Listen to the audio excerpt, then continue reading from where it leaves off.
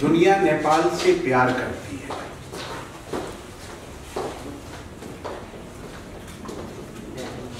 और हम नेपालियों से प्यार करते हैं।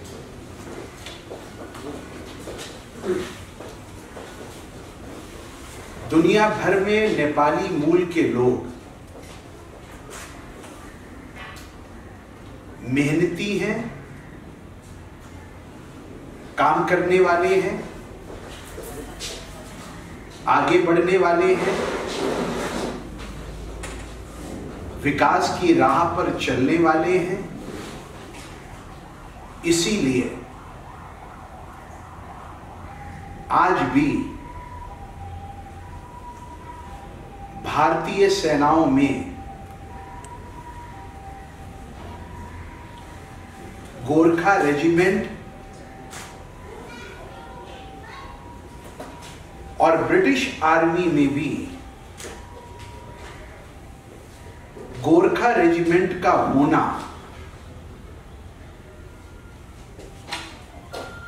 विश्व भर में नेपालियों की अस्मिता को और नेपालियों की प्रभुता को दर्शाता है।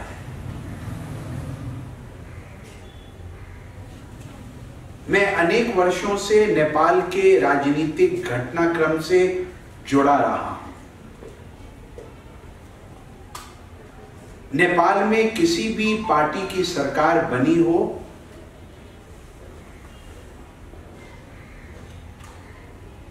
पॉलिटिकल डायलॉग, वार्तालाप, भारत और नेपाल के संबंध मजबूत बने, उसका मैं पक्षधर रहा हूं। पूर्व में कोइराला सरकार, प्रचंड जी की सरकार या वर्तमान में ओली जी की सरकार,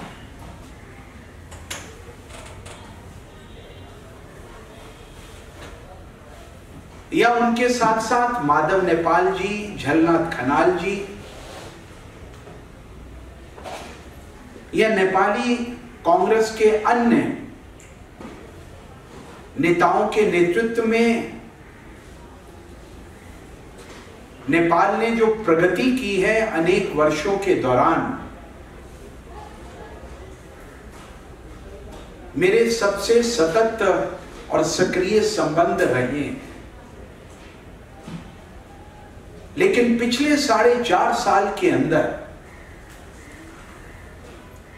भारत में भारतीय जनता पार्टी की सरकार बनने के बाद भारत और नेपाल के संबंधों को जो दृढ़ता, जो सक्रियता भारत के प्रधानमंत्री नरेंद्र मोदी जी के नेतृत्व में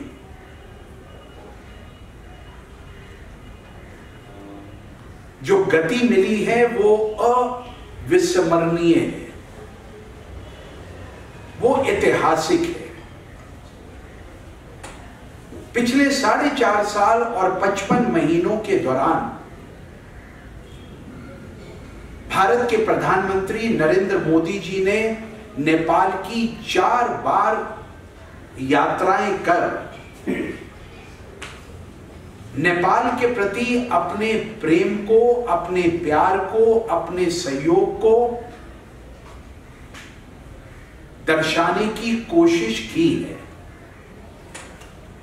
अगर नेपाल प्रगति और उन्नति के पथ पर आगे बढ़ेगा,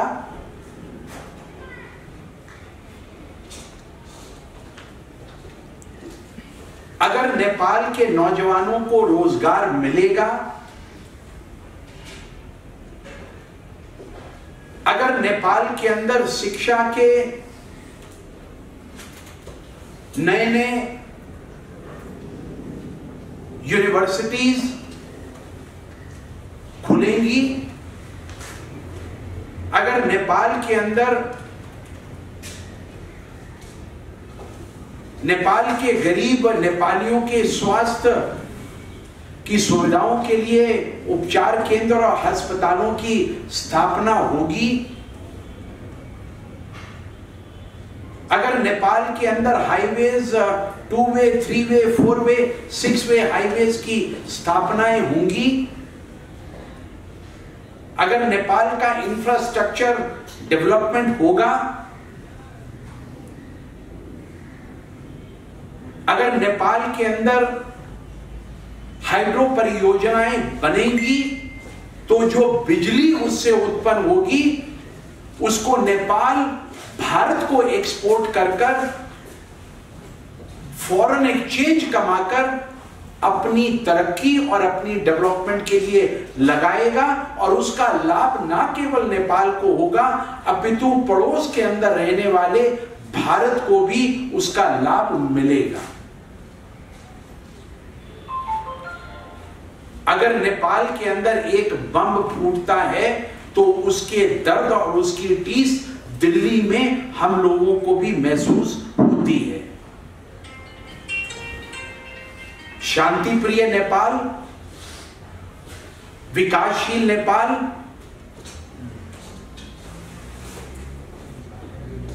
भारत के इंटरेस्ट में है। भारत ने कभी भी नेपाल के अंदरूनी मामलों में हस्तक्षेप नहीं किया है, और नरेंद्र मोदी जी का और उनके मंत्रियों का बार बार नेपाल में आना, नेपाल के राजनीतिक दलों के साथ उनका वार्तालाप होना इस बात को दर्शाता है कि भारत और नेपाल के संबंध केवल राजनीतिक संबंध नहीं है, भारत और नेपाल के संबंध रोटी और बेटी से लेकर सांस्कृतिक धरोहर के संबंध है।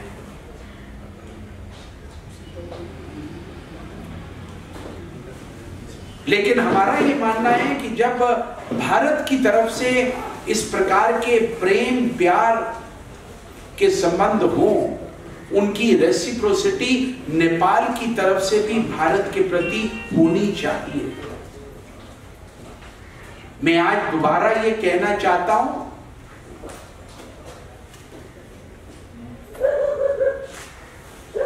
अगर कुछ समय पहले नेपाल के अंदर जो राजनीतिक घटनाक्रम के चलते मधेश का आंदोलन हुआ और भारत को जिस प्रकार से उसके लिए आरोपित किया गया, वो सरासर भारत के लिए बेइंसाफी थी। पहाड़ के लोग और मधेश के लोग मूलतः नेपाल के नागरिक हैं, वो आपके भाई हैं, आपके बंधु हैं, आपके सहयोगी हैं, आपके नौजवान हैं। अगर आपके किसी राजनीतिक मसले के कारण उन्होंने विरोध प्रदर्शन किए और आपके नेपाल और भारत की सीमा के ऊपर यातायात को अवरुद्ध किया, जिसके चलते नेपाल के अंदर एसेंशियल कमोडिटीज की कमी हुई, उसका ठीकरा आप भारत के ऊपर मत फोड़िए। हमने तब भी कहा था, नेपाल के राजनीतिक घटनाक्रम की कुंजी और उस ताले की चाबी दिल्ली में नहीं है, काठमांडू में है। अपने भाइयों से, अपने सहयोगियों से वार्तालाप से, बातचीत के माध्यम से सभी समस्याओं का हल करना, हर एक राजनीतिक घटनाक्रम का सफलतापूर्वक हल करना राजनीतिक घटनाक्रम का एक हल होना चाहिए। और जहां तक दोनों देशों के बीच में एमिनेंट ग्रुप की स्थापना की बात थी, मैं उसके ऊपर अधिक टीका टिप्पणी नहीं करना चाहता। मेरी आशा थी the eminent people's group between the two countries was widely expected to have consulted the civil society, the journalistic friends, the politicos, educationists, student leaders, business leaders, and the political leaders not only in Delhi or in Kathmandu. Nepal के अलग अलग जिलों में जाकर eminent group को वार्तालाप सतत रूप से करना चाहिए था नेपाल के विभिन्न वर्गों से, और उसी प्रकार से भारत के विभिन्न वर्गों से जो नेपाल के साथ डिस्ट्रिक्ट लगते हैं। मैं तो कम से कम अधिकृत रूप से कह सकता हूं, पिछले 18 साल से मेरा नेपाल के घटनाक्रम से सतत रूप से संबंध रहा, लेकिन एमिनेंट ग्रुप के किसी भी सदस्य ने मेरे से वार्तालाप तक करना ठीक नहीं समझा। मैं आपसे पूछता हूं, आप तो प्रेस क्लब के अंदर एमिनेंट जर्नलिस्ट ऑफ नेपाल हैं। मैं नेपाल क्लब के, रिपोर्टर्स क्लब के चीफ ऋषि धमाला जी से पूछता हूं, क्या आपसे किसी ने संपर्क किया? नहीं। क्या आप में से किसी एमिनेंट ग्रुप, इंडिया और नेपाल के एमिनेंट ग्रुप के सदस्य ने आपके विचार लिए? अगर आपके विचार नहीं लिए, अगर मेरे विचार नहीं लिए, तो क्या बंद कमरों के अंदर बैठकर उस एमिनेंट ग्रुप ने कोई रिपोर्ट बनाकर आज की पृष्ठभूमि में नेपाल और भारत के संबंधों पर एक थ्योरी के अंदर बैठकर रिपोर्ट बना दी और वो आज के राजनेताओं को वो रिपोर्ट सौंपने की योजना बनाई है? मुझे लगता है वो रिपोर्ट सार्थक नहीं होगी जब तक किसी भी रिपोर्ट को बनाने के लिए उस रिपोर्ट से संबंधित पक्ष और विपक्ष की बात को सम्मिलित नहीं किया जाए। वाटर ट्रीटी की बात हो, इंफ्रास्ट्रक्चर की बात हो, बढ़ती पॉपुलेशन की बात हो, एनवायरनमेंट की बात हो, हाइड्रो प्रोजेक्ट्स की बात हो, दोनों देशों के संबंधों को और किस ढंग से प्रकट करने की बात हो, और इन बातों से रिलेटेड जो एक्टिव प्लेयर्स हैं उन प्लेयर्स के साथ डायलॉग करने की बात हो। ये ब्रॉड पैरामीटर्स के अंदर भारत और नेपाल के एमिनेंट ग्रुप के सदस्यों को डायलॉग करने की अत्यंत आवश्यकता थी, जिस प्राइमरी रिस्पॉन्सिबिलिटीज को उन्होंने टैकल नहीं किया। ये कहते हुए on the face of it मुझे कोई दो राय नहीं दिखती है। इसको क्रिटिसिज्म नहीं माना जाए, लेकिन लोकतंत्र के अंदर इसको कंस्ट्रक्टिव सजेशन जरूर माना जाए। तीसरा विषय, आज मैं भारतीय जनता पार्टी का एक कार्यकर्ता होने के नाते भारतीय जनता पार्टी के राष्ट्रीय उपाध्यक्ष श्री श्याम जाजू, जो आज प्रातः जिनके साथ मुझे दिल्ली से काठमांडू आने का सौभाग्य मिला, हम सबके लोकप्रिय और युवा साउथ दिल्ली म्युनिसिपल कॉरपोरेशन के यंग मेयर श्रीमान नरेंद्र चावला जी, इनके साथ दिल्ली बीजेपी की विमेन लीडर और सेक्रेटरी श्रीमती शोभा उपाध्याय जी, और अभी कुछ ही समय पूर्व भारत के पूर्व प्रधानमंत्री आदरणीय देवेगौड़ा जी भी काठमांडू पधारे हैं। एशिया पैसिफिक समिट नेपाल 2018, जो 1 दिसंबर से लेकर 3 दिसंबर 2018 को नेपाल की राजधानी काठमांडू में संपन्न होने जा रही है। इस एशिया पैसिफिक समिट में 45 देशों के 1500 अंतर्राष्ट्रीय प्रतिनिधि, जिनमें 350 से लेकर 400 के करीब सांसद सदस्य,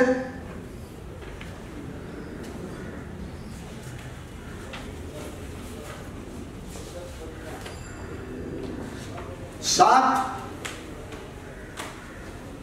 वर्तमान देशों के current head of states, vice presidents, 5 current उन देशों की first ladies, 10 former head of states, 1 current deputy prime minister, 5 current speakers of parliaments और नेशनल असेंबलीज, नेपाल की राजधानी काठमांडू में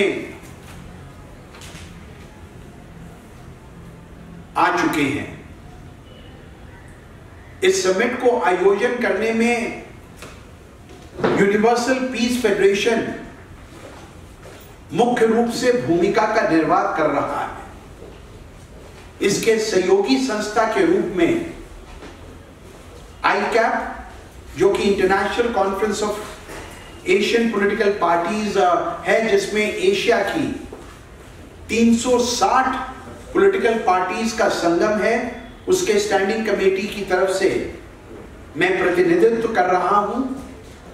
और मैं अधिकृत रूप से कह सकता हूं कि ये इंटरनेशनल कॉन्फ्रेंस अंतर्राष्ट्रीय स्तर पर नेपाल की बढ़ती हुई साख और नेपाल की इंटरनेशनल एरेना में गुडविल को दर्शाता है। नेपाल टूरिज्म को बढ़ावा मिलेगा।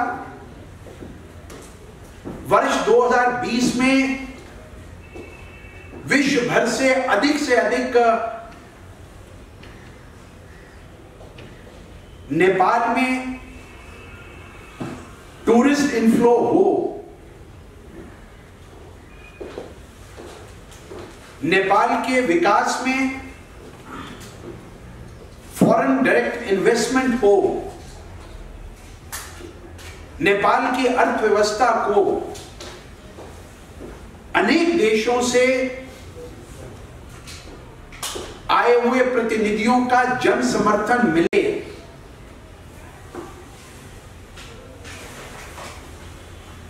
नेपाल दुनिया की इस गुडविल को किस प्रकार से आगे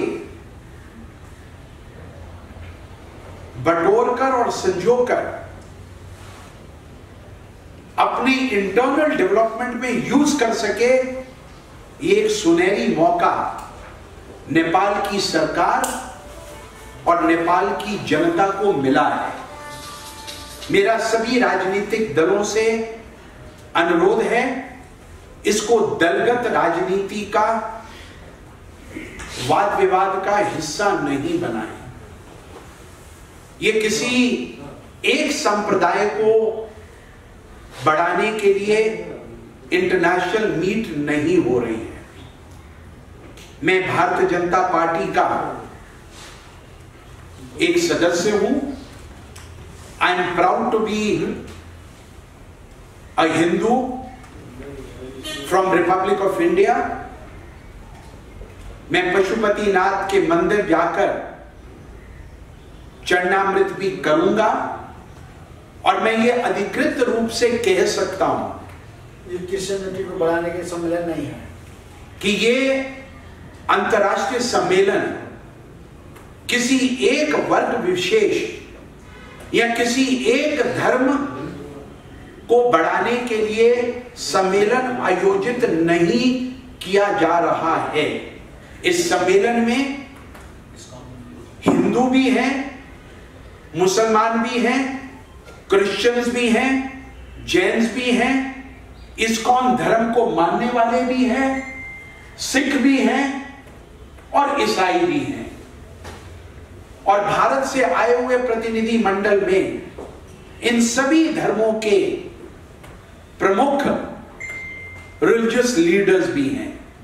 अगर किसी एक धर्म को प्रोपोगेट करने वाला यह सम्मेलन होता तो भारत से आए हुए विभिन्न धर्मों का प्रतिनिधित्व करने वाले रिलीजियस लीडर्स और राजनेता और विशेष तौर से भारतीय जनता पार्टी के राष्ट्रीय उपाध्यक्ष श्री श्याम जाजू जी, दिल्ली के साउथ दिल्ली के महापौर नरेंद्र चावला जी और कम से कम विजय जॉली जी तो इस सम्मेलन में नहीं आते।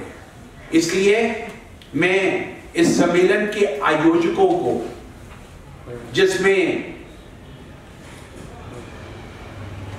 नेपाल के पूर्व प्रधानमंत्री श्री माधव कुमार नेपाल, उनके सहयोगी पूर्व मंत्री श्री एकनाथ ढकाल, यूपीएफ के चेयरमैन डॉक्टर थॉमस जी वॉल्श जो कि एक अमेरिकन है, और उनके साथ साथ भारत से मेंबर ऑफ पार्लियामेंट और कांग्रेस पार्टी के नेता और जो